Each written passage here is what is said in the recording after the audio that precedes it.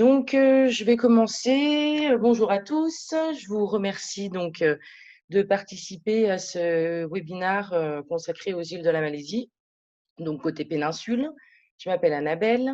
Je travaille pour le département francophone chez Exotravel Malaisie depuis fin janvier 2019. Tout d'abord en tant qu'assistante du département, et puis je suis passée supervisor du département depuis le 1er avril de cette année. Nous avons pu voir, pour ceux qui ont participé au webinaire du 19 mai consacré à la Malaisie péninsulaire en général, nous avions pu voir que la Malaisie était un pays idéal pour découvrir l'Asie tout en douceur, les logements et les transports de qualité, les influences culturelles multiples qui permettent d'approcher 3 cultures en un seul pays, malaise, chinoise et indienne. Nous avions vu les villes telles que Georgetown, Penang et Malacca, qui sont des villes agréables à découvrir à pied, chose assez rare pour des villes asiatiques. Et puis, nous avions aussi découvert les paysages naturels luxuriants, donc les forêts tropicales, telles que Taman Negara et Belum. Donc, pour ceux qui n'ont pas pu assister au webinaire du 19 mai sur la Malaisie péninsulaire, vous pouvez le trouver sur le site internet exotravel.com et il y a une page webinaire. Donc, aujourd'hui, nous allons nous consacrer uniquement sur les îles de la péninsule. Donc, puisque les plages y sont nombreuses et réputées, et surtout puisque nos demandes sont souvent des demandes combinées, c'est-à-dire où on aligne un peu la Malaisie péninsulaire, histoire, culture, nature, et ensuite le balnéaire. Donc, nous commencerons donc aujourd'hui avec les îles de l'Ouest, Langkawi et Pancorlot, puis les îles de l'Est. Je vous expliquerai comment vous rendre sur chaque île et les hôtels avec lesquels nous travaillons le plus pour le département francophone. Donc, tout d'abord, situons-nous, puisque la Malaisie se situe au cœur de l'Asie du Sud-Est, donc scindée en 2 parties. C'est-à-dire ici, vous avez la Malaisie constituée de la Malaisie péninsulaire ou Malaisie occidentale, et cette partie, donc la Malaisie orientale, qui se situe sur l'île de Bornéo, dans le nord de l'île de Bornéo. Et donc aujourd'hui, nous allons voir les îles de la péninsule, côté ouest et côté est. Nous commençons donc par les îles à l'ouest, donc les îles Pancorlot et Langkawi. Donc, c'est vrai qu'en Malaisie, c'est un climat tropical avec des températures élevées, 30 à 35 degrés à longueur d'année, et une humidité quasi permanente. Mais c'est vrai que nous avons des moussons qui sont quand même assez différentes, c'est-à-dire bien moins marquées que les autres pays d'Asie du Sud-Est ou les autres pays d'Asie en général, comme par exemple la Thaïlande. Donc oui, il y a quand même une mousson d'hiver qui domine entre novembre et février avec des pluies fortes, mais plus particulièrement sur la côte Est, avec un petit peu plus de pluie. Par contre, les îles de la côte Ouest, vous pouvez voyager toute l'année, mais la meilleure saison reste quand même de décembre à mars. Pancorlot. Alors, quand on parle de Pancor Island ou Pancorlot, exactement, il y a donc Pancor Island, l'île qui se situe ici, qui est donc dotée de villages de pêcheurs, de très belles plages également, des eaux turquoises. Et à côté se trouve Pancorlot Island, avec son hôtel de luxe. C'est une île privée. Donc, l'hôtel dont je vous parlais se situe sur cette île.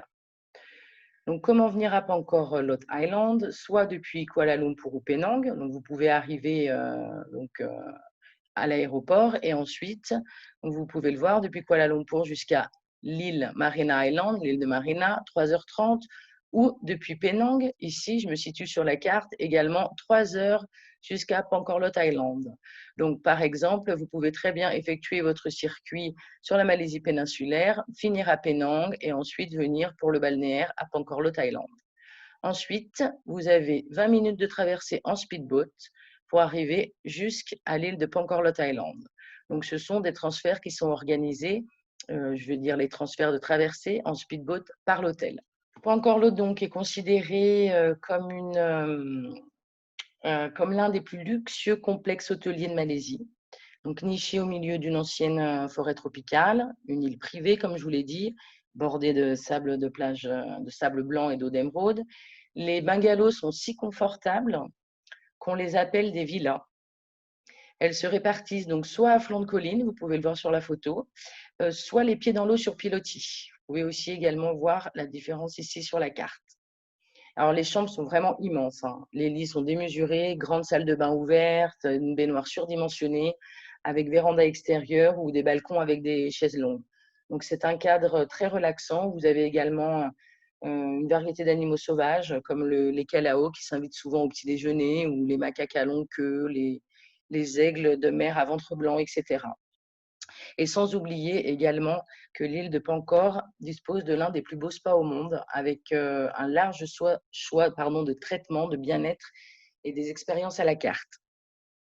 Également, cet hôtel, vous pouvez trouver 6 bars et restaurants qui donc appartiennent tous à l'hôtel et qui sont répartis autour de l'île. Une autre île donc de l'ouest, l'île de Langkawi, qui se situe donc près de Penang. Vous avez pu voir sur la carte, on voit un petit peu mieux ici. Vous avez Kuala Lumpur en bas, Penang ici et donc Langkawi. Donc, comment se rendre à Langkawi?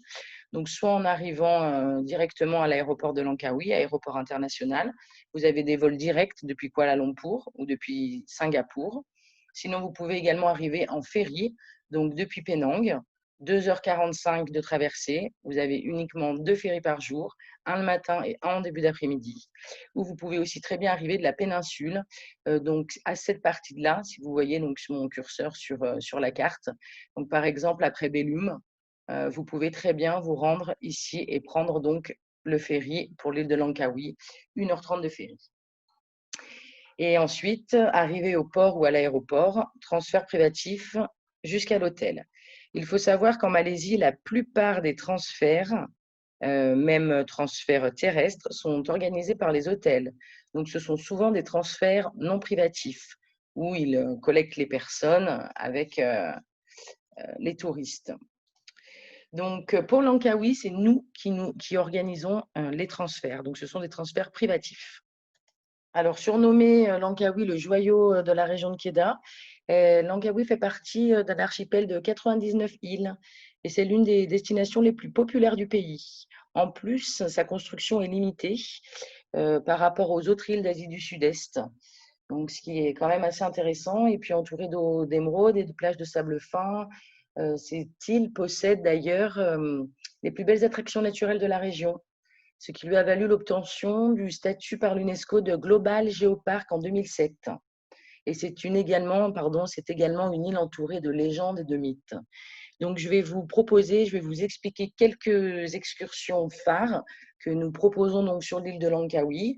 Je ne vous les détaille pas toutes, bien entendu, mais vous pouvez les retrouver également sur le site internet exotravel.com. Nous avons donc toutes nos expériences qui sont expliquées.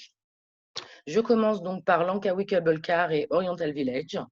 Donc, tout simplement, vous montez dans le plus long téléphérique de Malaisie jusqu'au mont Machinchang pour admirer la vue magnifique sur Langkawi.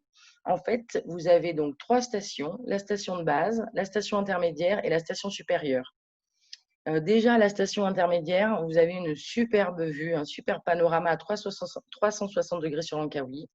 Et à la station supérieure, à 708 mètres d'altitude, la vue panoramique est encore plus belle sur Langkawi et vous pouvez également voir le sud de la Thaïlande depuis la plateforme. Vous redescendez ensuite en téléphérique et vous avez la visite du village oriental. Donc, promenade dans le village et aussi à travers les galeries d'art et les magasins d'artisanat. Donc, c'est une excursion privée, donc transfert privatif, déjeuner inclus, plus les frais d'entrée sur les sites et guide anglophone. Il faut savoir, comme je l'avais expliqué dans mon précédent webinaire, que les guides francophones sont très chers en Malaisie, environ 160 € la journée. Ils sont tous basés à Kuala Lumpur, ce qui veut dire que si les clients aimeraient un guide francophone pour une excursion d'une journée à Langkawi, nous devrions faire venir le guide en avion depuis Kuala Lumpur, lui payer sa chambre la veille, etc. Donc, vous voyez, ça fait tout de suite un prix, je vais dire tout de suite une excursion hors de prix. Donc, toutes les excursions dont je vous parle sont accompagnées de guides anglophones. Et cette excursion est en principe proposée le matin, environ de 9h à 14h. Une autre excursion, donc Langkawi Mangrove Forest Boat Trip, qui est une excursion donc, en bateau dans la forêt de mangrove de Langkawi. Vous avez un transfert non privatif, puisque c'est une excursion non privative. Donc, depuis votre hôtel jusqu'à la jetée de Kilim, vous embarquez donc sur un bateau pour une croisière à travers la forêt de mangrove. Le but est également d'en apprendre davantage sur les écosystèmes environnants avec un guide local, naturaliste, anglophone. Donc, étendu sur plus de 100 km², Kilim Geoforest Park possède une forêt de mangrove verte très, très bien protégée, très bien préservée. Donc, vous naviguez tout simplement sur les eaux du parc maritime. D'ailleurs, aussi, entre les impressionnants pitons calcaires, vous pouvez observer la faune et la flore qui font de ce parc une destination unique. Et bien sûr, vous avez aussi une possibilité de baignade pendant cette excursion. Et vous faites également, puisque le déjeuner est inclus, un arrêt au restaurant flottant pour un déjeuner à base de produits locaux. Donc, transfert en voiture et bateau non privatif, repas inclus, guide anglophone. De même, cette excursion s'organise le matin environ de 8h30 à 14h30. Ensuite, l'excursion donc des mangroves, mais cette fois-ci, au lieu d'être dans un bateau pour une croisière, vous serez dans un kayak. Donc, c'est exactement la même excursion que je viens d'expliquer, mais il faut pagayer en kayak pendant 2h30 à travers la forêt de mangrove avec un guide naturaliste. L'avantage, c'est que vous pouvez profiter de la tranquillité de la nature tout en pagayant dans des zones où aucun bateau à moteur n'a accès. Donc, pour ceux qui sont un petit peu plus sportifs, je vous recommande vraiment cette excursion. Et donc, nous avons 2 sessions, en principe de 8h30 à 15h ou de 9h30 à 16h. Guide anglophone, mais excursion et transfert non privatif. Je continue donc avec une autre excursion phare. Donc, balade à vélo dans la nature de Langkawi. Vous avez déjà un trajet d'environ 30 minutes à voiture, trajet privatif, avant de commencer l'excursion. Tout simplement, vous vous baladez dans la campagne de Langkawi, vous longez les rivières, les plantations d'EVA, les cultures de fruits. Vous vous arrêtez également à un marché de fruits local. Vous pouvez discuter avec les villageois. Également un arrêt à ferme de buves. Donc, tout au long du chemin, si vous voulez, vous avez plusieurs haltes qui permettent d'apprendre davantage sur la région et qui permet aussi d'avoir un peu un aperçu de la vie quotidienne dans les villages, donc en empruntant toutes ces petites routes de campagne au cours de cette randonnée qui fait donc 26 km. Guide anglophone toujours, transfert en voiture non privatif et l'excursion est non privative. Vous pouvez très bien être mélangé avec d'autres nationalités. Une des dernières excursions que je voulais vous présenter, qui ressemble un peu donc à la première dont je vous ai parlé, Langkawi Skybridge and Waterfall. Donc, la même chose, vous montez dans le téléphérique avec les stations intermédiaires et la station la plus haute pour avoir la très belle vue panoramique sur Langkawi et sur les îles aux alentours. Mais en plus, donc, vous explorez les cascades de Seven Wells. C'est l'une des plus belles attractions naturelles de l'île, avec plusieurs piscines naturelles. Donc, c'est un lieu de randonnée et de baignade idéal. Et vous pouvez aussi profiter donc d'un pique-nique autour de cette nature. C'est une excursion privative qui a lieu donc de 9h à 16h environ. Donc, je vais vous présenter les hôtels à Langkawi, mais juste avant, j'aimerais vous montrer sur la carte où se situent les excursions. Donc, par exemple, quand je parle de cable car, Skybridge ou les cascades, elles sont situées donc dans cette partie de l'île, par ici. Les excursions mangroves, donc excursions en bateau ou en kayak, elles se situent dans cette partie de l'île.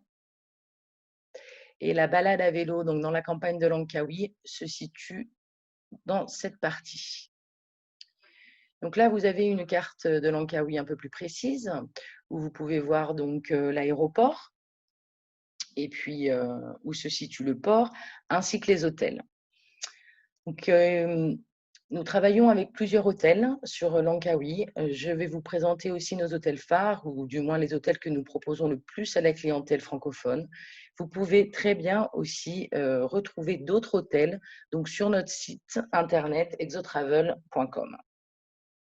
Donc, la particularité de Langkawi, ce sont notamment, je pense à la baie de Datai et d'Andaman, qui est l'une des plus belles baies au monde, qui a d'ailleurs été nommée ainsi par National Geographic.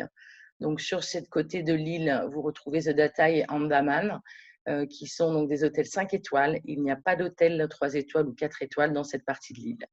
Nous proposons 7 hôtels 4 étoiles, le Berjaya, sinon ce sont tous des hôtels 5 étoiles. Je commence donc avec le Berjaya Langkawi Resort, qui est l'un des hôtels que nous vendons le plus sur le marché francophone, qui propose de très bonnes offres, des early birds, des stay 5, pay 4. Donc, nous arrivons à obtenir de très bons tarifs et c'est pour cela que nous ne proposons pas d'hôtel 3 étoiles en première catégorie. Bien entendu, si les clients le demandent, nous proposons un hôtel 3 étoiles et bien sûr, en supplément, nous proposons, donc prix en supplément, nous proposons le Berjaya Langkawi Resort. Donc cet hôtel se situe à 20 minutes environ de l'aéroport et à 45 minutes du port. Donc c'est un hôtel les pieds dans l'eau, très très grand. Vous pouvez le voir, 412 chalets et suites, 4 restaurants et 4 bars. Bon, très bien situé au milieu d'une forêt tropicale et en plus à quelques pas d'un joli front de mer. Vous avez plusieurs activités, bien sûr, telles que les croisières au coucher de soleil, les visites de l'île, sport en mer, baignade, etc. Donc voilà notre premier hôtel que nous proposons. Autre hôtel à Langkawi, Ambuk Pool Villa, qui est donc différent. Lui se situe à peu près pareil, à 20 km de l'aéroport et à 20 minutes de l'aéroport et à 45 minutes du port. C'est un hôtel de charme, un petit hôtel, 11 villas modernes avec piscine privée, stratégiquement situé, à quelques pas de certains des meilleurs restaurants et cafés de l'île, ainsi que les eaux calmes de la plage de Tenga. Est construit vraiment dans le respect de la nature, entouré d'une forêt luxuriante. C'est également un très, très beau hôtel. Puis, nous travaillons aussi avec le Four Seasons Resort et pas le Four Seasons. Je suis désolée pour la faute. Donc, cet hôtel 5 étoiles, qui est un hôtel de luxe, situé à 30 minutes de l'aéroport et à, excusez-moi, situé donc à, comme je vous le disais, à 30 minutes de l'aéroport et à 35 minutes du port environ, donc entouré d'une forêt tropicale, de falaises calcaires et des eaux émeraudes de la mer d'Andaman. Et la particularité de cet hôtel, c'est qu'il est vraiment niché dans un géoparc mondial inscrit donc à l'UNESCO. Les pavillons et les villas sont de style malais, offrent des refuges très très calmes et romantiques pour les lunes de miel, mais pas que. Nous avons aussi une clientèle axée famille. Et vous avez donc plusieurs catégories, dont des villas qui donnent sur la plage ou des villas avec les piscines privées. Donc, bien sûr, cela demande de la demande du client. Deux piscines, sport nautique, golf, tennis, d'autres activités, et sans oublier bien sûr le Géospa qui offre une variété de soins de luxe pour le corps. Autre hôtel 5 étoiles. Autre hôtel 5 étoiles, excusez-moi pour mes slides. Le Ritz-Carlton Langkawi, qui se situe à 15 minutes environ de l'aéroport et à 40 minutes du port. Également situé dans une forêt tropicale. Les chambres, donc au nombre de 119, sont toutes dotées d'espaces extérieurs privés. Et vous pouvez le voir, donc des murs en verre, ainsi qu'une palette de matériaux naturels. Vous avez donc 2 catégories de chambres et 6 catégories villas différentes, avec vue sur la mer ou avec piscine privée. Et cet hôtel a été rénové fin avril 2020 pendant 4 mois. Les 2 derniers hôtels que je vais vous présenter donc, seront le Andaman et le Datai, qui se situent donc dans la baie de Datai. Hôtel de luxe, Andaman, donc c'est un hôtel, pour nous, le meilleur rapport qualité-prix sur l'île de Langkawi. De plus qu'il se situe sur la baie de Datai, environ à 40 minutes de l'aéroport et à 1 heure du port. Ses atouts donc, sont qu'il est niché au milieu d'une forêt tropicale, une végétation assez dense, entourée de rochers karstiques, mais surtout qu'il a une baie privative.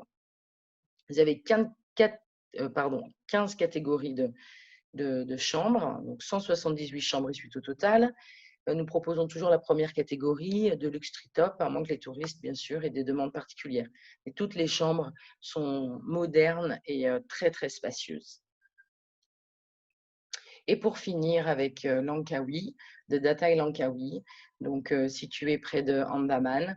C'est l'un des hôtels les plus luxueux. C'est vraiment notre hôtel top à Langkawi. D'ailleurs, si les clients ont le budget pour un hôtel 5 étoiles, nous proposons d'office celui-là. Pourquoi? Tout simplement à cause de son emplacement, qui est donc dans la baie de Datai, hein, comme je vous le disais, qui a été élue l'une des 10 meilleures plages du monde décernées par le National Geographic, pour la beauté du site, pour la beauté de l'hôtel. Et toutes les chambres donc, sont entourées d'une forêt tropicale luxuriante, certaines avec vue imprenable donc, sur la mer d'Andaman. Alors, vous avez pu remarquer, donc, comme je vous le disais, qu'il y a beaucoup d'hôtels 5 étoiles. Nous avons aussi des hôtels 4 étoiles. Mais si vous voulez, à Langkawi, il y a une clientèle importante singapourienne et des Émirats depuis qu'il y a des vols depuis et vers Doha via Penang avec Qatar Airways. Donc, tout cela entraîne une clientèle, je pourrais dire, un petit peu plus aisée. Une chose très, très importante à savoir sur Langkawi, c'est que Langkawi est une île duty-free, sans taxe. Donc, top pour les clients, puisque tous les services, restaurants, bars, etc., sont bien, bien moins chers que sur la péninsule. Donc, ça, c'est une chose importante à savoir. Je continue donc ce webinaire, cette fois-ci, avec les îles de l'Est. Donc, nous passons donc de l'autre côté.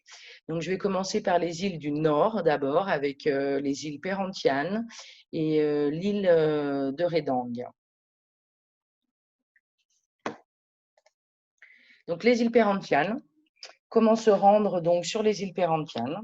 Donc, déjà, il faut savoir que les îles de l'Est, dues aux moussons, surtout, je veux dire, l'île Perhentian et l'île de Redang, sont accessibles uniquement de début mars à fin octobre. Uniquement. Le reste de l'année, ce n'est pas possible dû à la mousson et dû à la mer agitée. Donc, Perhentian, vous devez vous rendre donc à l'aéroport de Kota Bharu. Vous avez des vols directs depuis Penang, environ 1 heure, même pas, hein, de Penang. Des vols directs depuis Kuala Lumpur, 1 heure. Des vols directs également depuis Singapour, 1 h 15 environ. Et vous avez des vols directs depuis Bornéo, par exemple Kota Kinabalu, et là, il faut compter environ 2 h 30. Une fois que vous arrivez à l'aéroport de Kota Bharu, vous devez donc vous rendre jusqu'à la jetée de Kuala Besut. Donc, ce sont des transferts organisés par les hôtels, donc des transferts non privatifs. Donc, 1 h 15 environ hein, pour vous rendre à la jetée de Kuala Besut. Et ensuite, depuis la jetée de Kuala Besut, vous vous rendez donc sur les îles Perhentian. Vous avez environ 45 minutes de traversée.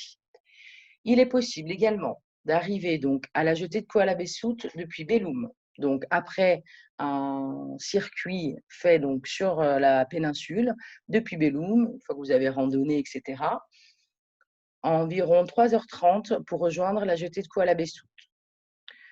Vous pouvez, c'est possible également depuis Taman Negara ou depuis Cameron Island, mais nous déconseillons fortement puisque vous avez plus de 6 heures de route, des routes notamment à Cameron Island ou Taman Negara pas évidentes. Donc c'est vrai que nous déconseillons. De plus, nous devons respecter les amplitudes horaires de nos chauffeurs. Donc, une fois arrivé à la jetée de Kuala Besut, le chauffeur ne pourra pas rentrer à Kuala Lumpur. Donc, il devra dormir sur place. Donc, nous devons prendre aussi en compte cette nuit supplémentaire. Donc, on conseille des fortement. À la limite, si vous êtes à Taman Negara ou Cameron Island, il faut mieux revenir sur Kuala Lumpur et prendre un vol direct donc jusqu'à l'aéroport de Kota Bharu, ensuite jusqu'à la jetée de Kuala Besut, puis la traversée en bateau pour rejoindre l'île de Perhentian. Donc, les îles Perhentian sont constituées de 2 îles. Donc, une petite île, Kessil, qui veut dire petit en malais, et une grande île, Bessar, qui veut dire grand tout simplement en malais. Donc, les îles Perhentianes, ce sont vraiment la destination plage incontournable lors d'un séjour en Malaisie. Une eau turquoise à 30 degrés, des plages de sable blanc et des fonds marins sublimes. Ici, vraiment, rien qu'avec un masque et un tuba, vous pouvez apercevoir des tortues, des petits requins à pointe noire, des poissons clowns, des raies mantas. Et c'est également une destination très prisée après Koh Tao en Thaïlande pour passer son diplôme de plongée. Donc, cette île, Pulao, pardon, Perhentian Kessil, donc est la plus petite. On a un côté de l'île qui s'appelle donc Long Beach et un autre côté de l'île qui s'appelle Coral Beach. Un chemin, d'ailleurs, vous avez un chemin à travers la jungle qui permet de relier les deux côtés de l'île. Cette île est plutôt, je dirais, jeune et festive, comparée à Pulao Perhentian Besar, donc la grande île, qui est plutôt dédiée à un côté famille. Par exemple, à 23 heures, les bars et restos ferment et les hébergements sont peut-être un petit peu plus chics. Donc voilà. Mais c'est vrai que sur les îles Perhentianes, le must, c'est d'allier baignade, plongée, snorkeling, farniente bien sûr, mais aussi randonnée grâce à sa forêt tropicale à l'intérieur des terres.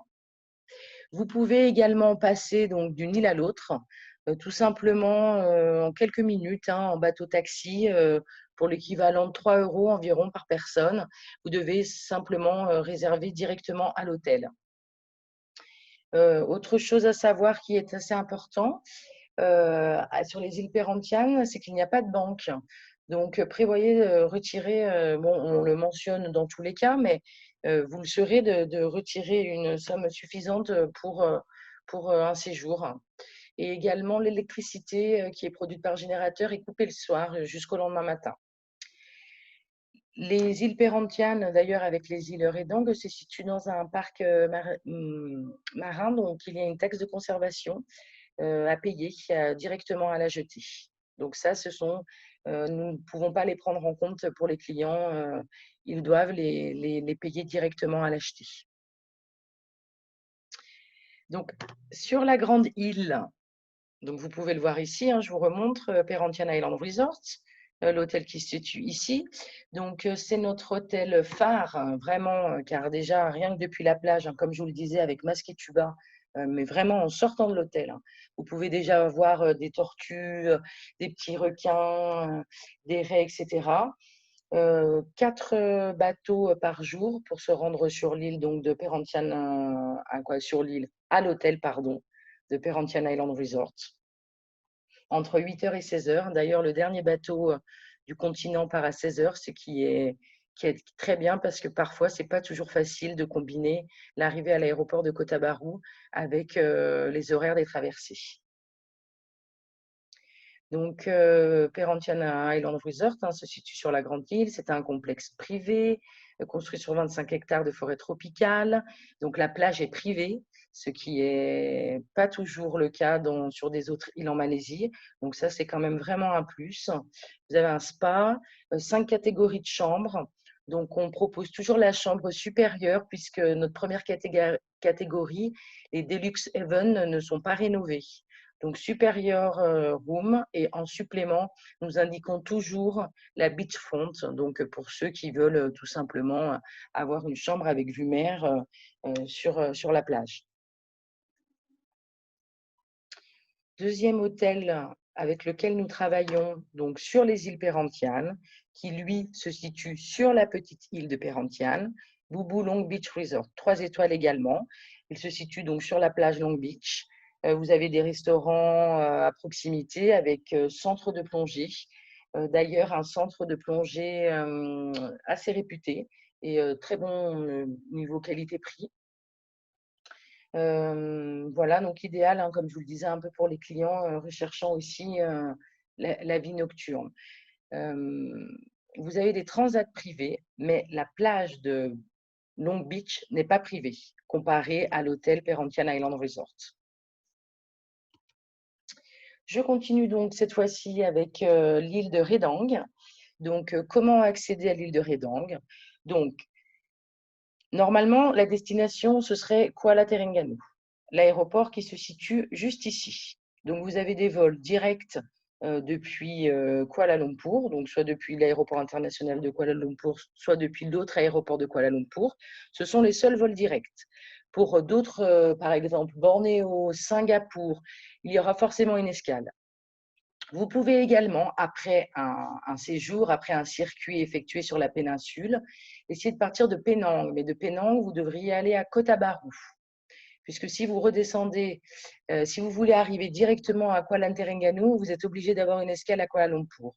Donc, c'est possible également d'avoir un vol donc direct depuis Penang jusqu'à l'aéroport de Kota Bharu et ensuite de Kota Bharu de descendre soit à la jetée de Merang, soit à la jetée de Shah Bandar. Et c'est beaucoup plus long. Vous avez environ 3h15, 3h30 de route depuis l'aéroport jusqu'à la jetée de Shah Bandar, par exemple. Donc, c'est vrai que il est quand même plus simple d'essayer d'arriver à l'aéroport de Terengganu, puisque depuis l'aéroport de Terengganu, vous avez 30 minutes de trajet jusqu'à la jetée de Shah Bandar et vous avez 45 minutes jusqu'à la jetée de Merang. Il est également possible d'arriver, donc pas en avion, mais en transport terrestre, depuis Belum, et vous avez environ 4 heures de route pour arriver jusqu'à la jetée de Merang. Une fois que vous arrivez donc à la jetée, vous avez depuis la jetée de Merang jusqu'à l'île de Redang, donc une traversée de 45 minutes. Si vous arrivez à la jetée de Shah Bandar, vous avez donc 1h30 de traversée pour rejoindre l'île de Redang.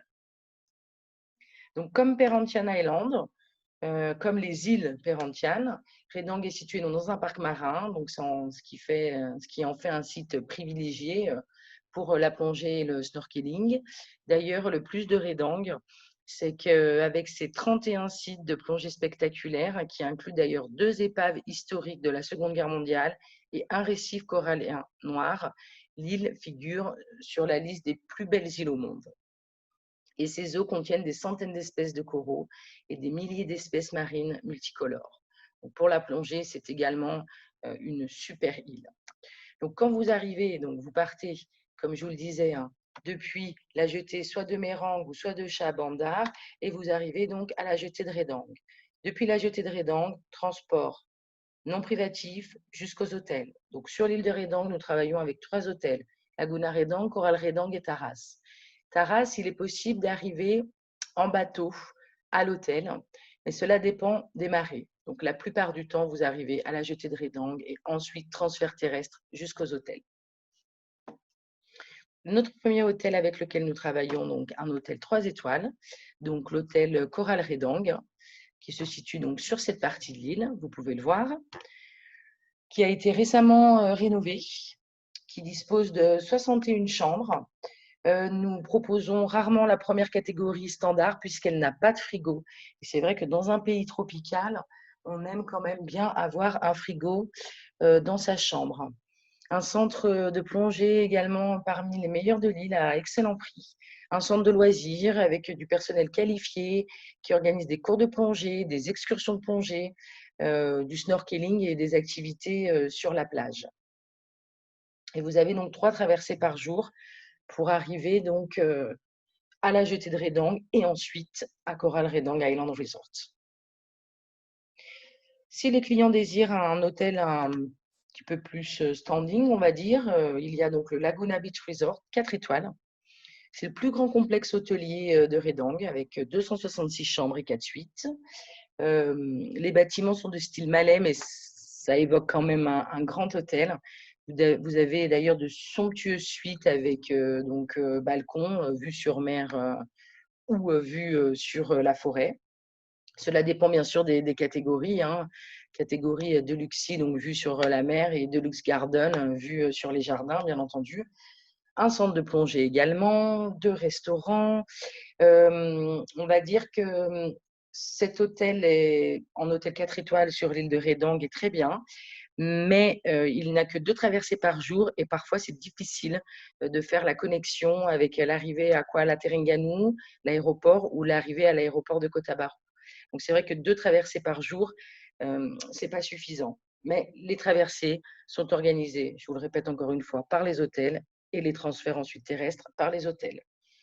On pourrait dire que le petit hic de cet hôtel, c'est un complexe donc, qui accueille les passagers des navires croisières d'une journée. Donc, il se peut que parfois, il y ait beaucoup de monde sur la plage. Voilà, donc c'est vrai que c'est un peu moins intimiste. Et c'est parfois l'un des retours négatifs que nous pouvons avoir de certains clients. Et puis donc l'hôtel 5 étoiles, donc le plus bel hôtel de Redang, l'un des complexes d'ailleurs les plus luxueux de Redang. C'est pour ça que c'est un hôtel 4 étoiles. Donc comme je vous l'ai dit tout à l'heure, vous pouvez arriver directement en bateau de Lille, sinon vous arrivez à la jetée de Redang et ensuite vous avez un transfert organisé par l'hôtel.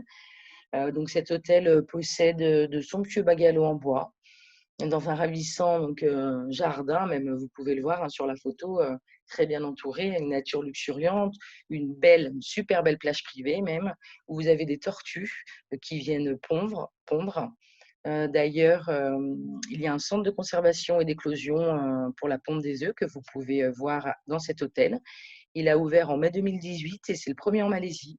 Et c'est d'ailleurs la seule station balnéaire au monde avec un laboratoire de recherche scientifique pour les tortues. Cet hôtel propose également des offres l'hiver que vous pouvez lire. Donc, nous pouvons avoir de très bons tarifs, à part, non, pas à part, c'est pas le bon terme, mais c'est vrai que nous avons parfois des blackout dates. Donc, pour juillet et août, nous ne pouvons pas proposer la première catégorie, c'est-à-dire la Garden Deluxe, celle que vous pouvez voir ici. Par exemple, juillet et août, nous sommes obligés de proposer en première catégorie la Cliff Hill Deluxe ou la Garden Suite. Mais vous avez donc plusieurs catégories de chambres dans cet hôtel, hein. Donc quand même un grand hôtel avec 181 chambres et suites. Voici donc pour l'île de Redang. Ensuite, je vais vous donner des informations donc, sur toujours les îles de l'Est, mais cette fois-ci donc les îles du Sud-Est, Pulau Tioman, Pulau Tenga et Pulau Rawa. Donc, je vais commencer l'île avec Pulau Tioman. Donc, comment se rendre sur cette île? Tout simplement, donc, depuis l'aéroport de Johor Bahru, situé ici. Voilà, donc vous êtes par contre souvent obligé de faire une escale à Kuala Lumpur. Non, vous avez, pardon, des vols directs donc, de Kuala Lumpur jusqu'à Johor Bahru ou de Penang ou également de Bornéo depuis Johor Bahru. Et ensuite, vous avez 2 heures de route pour arriver jusqu'à la jetée de Mersing et ensuite prendre un bateau pour Tioman Island. Il est possible donc également en transport terrestre d'arriver donc depuis Singapour. C'est souvent ce que nous recommandons, puisqu'il faut savoir que les îles du sud-est, donc notamment l'île de Tioman, nous n'avons pas les horaires des traversées. Excusez-moi, je m'exprime mal. Nous avons les horaires des traversées uniquement un mois à l'avance. Donc, elles sont organisées par les hôtels et ils nous donnent les horaires donc un mois à l'avance. Et c'est vrai que souvent, il n'y a que 2 traversées. Si c'est une traversée très matinale, il est quand même plus simple d'être soit déjà à Johor, une nuit, on va dire tampon, passer la veille, ou à Singapour. Singapour, donc j'ai écrit 3h30 de transfert, inclus les 1 heure d'attente à la frontière. Mais vous pouvez très bien arriver de Malacca, 4 heures. Vous pouvez aussi arriver de Kuala Lumpur. Mais c'est vrai que Kuala Lumpur, il y a plus de 5 heures de route. Si le ferry est trop tôt, c'est trop loin. Donc, on conseille souvent Singapour ou Johor Bahru. Et ensuite, quand vous arrivez donc à la jetée de Mersing, vous avez 1h30, 2 heures environ de traversée jusqu'à l'île de Tioman. Donc, l'île de Tioman est considérée d'ailleurs aussi comme l'une des plus belles destinations balnéaires du monde. L'île est imprégnée de légendes et de beauté naturelle. D'ailleurs, les eaux sont un vrai paradis pour les plongeurs. Elles contiennent une diversité d'espèces aquatiques et de coraux fascinants. Et donc, avec des kilomètres de plage isolées quand même, bordées de palmiers, des eaux turquoises, très très claires, une vie marine abondante, hein, comme je viens de le dire, et puis montagne et une végétation luxuriante également. Tioman est aussi répertorié comme un parc national marin.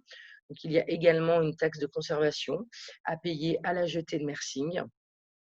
La différence avec les îles du nord-est, c'est que vous pouvez avoir accès à Tioman Island toute l'année, mais nous recommandons quand même de préférence de mars à novembre, puisque la mer peut parfois être agitée. Et ce que je veux dire, c'est que la plupart des clients viennent quand même souvent pour la plongée ou le snorkeling. Et c'est vrai que, on va dire que de mi-novembre à fin février ou autre, ce n'est pas la meilleure période pour la plongée et pour le snorkeling. Mais bien sûr, comme c'est une destination aussi, une île singapourienne, puisque située uniquement à 3h30 de Singapour, en voiture, l'île est ouverte toute l'année. Donc, nous travaillons avec 2 hôtels sur cette île. Donc, l'hôtel Berjaya Tioman Resort, situé ici, et l'hôtel Japamala Resort. Il faut savoir que sur cette île, il y a donc vous pouvez retirer de l'argent, il y a un distributeur. C'est une île aussi très important à savoir, duty free. Donc, comme je vous le disais tout à l'heure, hein, tous les bars, restaurants sont bien moins chers, hein, même beaucoup moins chers que sur la péninsule. Premier hôtel avec lequel nous travaillons, donc l'hôtel Berjaya Tioman Resort, qui est un très bon hôtel rapport qualité-prix, le plus grand hôtel de l'île, que nous utilisons beaucoup pour notre clientèle familiale. Vous avez un centre de plongée, un spa, parcours de golf, plusieurs piscines, divers restaurants, tennis, gym, plusieurs activités. C'est vraiment adapté aussi pour les vacances en famille, hein. Et l'hébergement se compose de chalets assez pittoresques et de structures en duplex, inspirées un peu de l'architecture traditionnelle de village malais. Et certains donc sont perchés sur pilotis un peu le long de la plage ou près des jardins.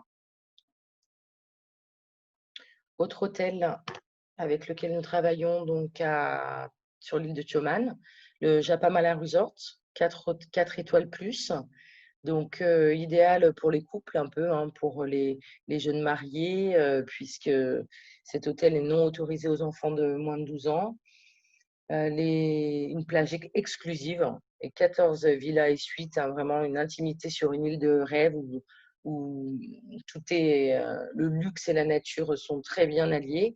Vous pouvez voir ici donc les chambres, ce que l'on appelle ici des sarangs, ce qui signifie nid, un nid en malais. Donc, sortant de la nature sauvage un peu, hein, comme des nids individuels. Vous avez toute une série de maisons en bois, de sarangs, à flanc de collines et des villas en bord de mer. Donc, vraiment conçues et construites autour du paysage naturel de la station. Et donc, chaque chambre est unique dans sa disposition. Et la philosophie vraiment du Japamala Resort, c'est de préserver la nature dans tous les sens du terme. Donc, c'est pour ça qu'ils se sont inspirés de ce concept, c'est-à-dire un design à la fois rustique et luxe. Vous avez également 2 restaurants dans cet hôtel, donc un restaurant asiatique et européen. Et ce complexe haut de gamme se situe non loin aussi du golf club situé sur l'île de Tioman.